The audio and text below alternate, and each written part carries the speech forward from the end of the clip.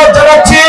বড়চিপা থেকে আজকের এই সমাবেশে আসার পথে আমখোলা সহ দুই জায়গায় যে আমাদের নেতা কর্মীদেরকে বাধা দেওয়া হয়েছে, আমি অনতিবিলম্বে পটুয়াখালী জেলার পুলিশ সহ প্রশাসনকে অনুরোধ করব, এই যারা সমাবেশে আসতে বাধা দিয়েছে, নতুন ফাঁসিবাদী শক্তি, এদেরকে চিহ্নিত করে এদের বিরুদ্ধে ব্যবস্থা নিন।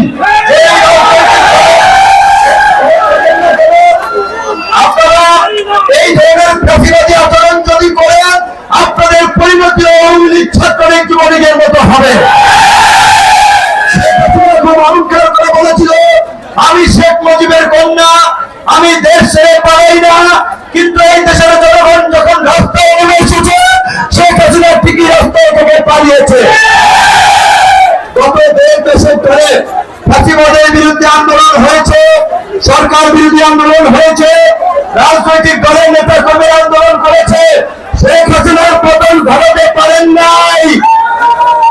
ছাত্র জনতা সাধারণ মানুষ যখন রাজপথে নেমে এসেছে, পুলিশের সামনে দাঁড়িয়ে গেছে, তখন শেখ হাসিনা এবং স্বৈরাচারের পতন হয়েছে।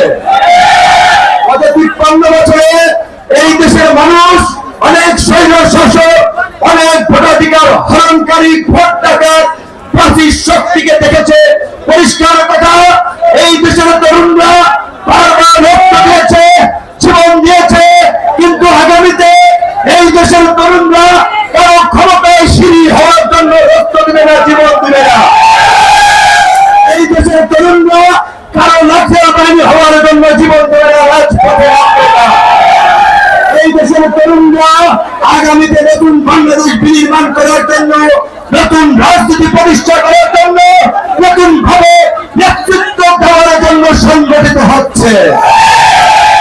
পরিষ্কার কথা, এই যে আমরা রাষ্ট্রের কর্তৃত্ববাদী আচরণ আমরা গত বিগত সরকারগুলোর কাছে দেখেছি, আমাদের বিচার বিভাগ, আমাদের প্রশাসন, এমন কোন প্রতিষ্ঠান নাই যেটাকে আমরা জনবান্ধব বলতে পারি।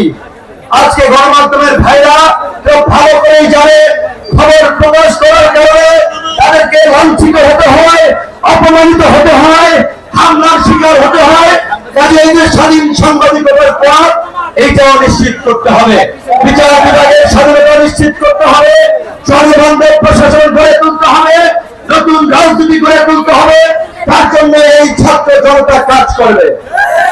এই রাষ্ট্রের সংস্কারের জন্য আমরা যেটা দেখতে পাচ্ছি, অল্প এই কিছুদিনের মধ্যেই শেখ হাসিনার স্বৈর শাসনের পতন হলো।